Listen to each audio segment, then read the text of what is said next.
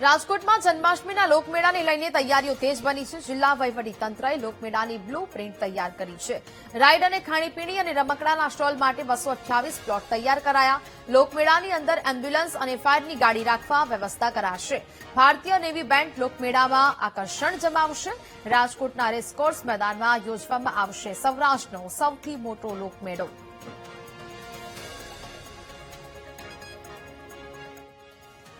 વખતે ખૂબ સારા માહોલમાં મેળો યોજાય એ માટે વહીવટીતંત્ર કટિબદ્ધ છે. આ વખતે જે મેળો છે એમાં નીત નવા આકર્ષણો આવે અને લોકોની સુખાકારી તેમજ કોઈપણ પ્રકારનું ડિઝાસ્ટર થાય તો એને પહોંચી વળવા પણ અલગ પ્રકારની વિવિધ વ્યવસ્થાઓ જિલ્લા વહીવટીતંત્ર દ્વારા કરવામાં આવનાર છે. લોકમેળાની વાત કરીએ તો આ વખતનો લેઆઉટ પ્લાન છે એ પ્રાથમિક તૈયાર થઈ ગયો છે અને મીડિયાના માધ્યમથી તમામ જે હરાજી તેમજ ડ્રો માટેના જે વેપારીઓ છે એમને પણ મળી ગયેલ છે. ફોર્મ વિતરણની કામગીરી પણ આપણે ગઈકાલથી ચાલુ થઈ ગયેલ છે. કુલ 86 જેટલા ફોર્મ છે ગઈકાલે લોકો દ્વારા લેવામાં આવેલ છે. આજે પણ કામગીરી ચાલુ થઈ ગયેલ છે અને હવે ફોર્મ પરત મળવાનું પણ થોડા દિવસોમાં ચાલુ થઈ જશે.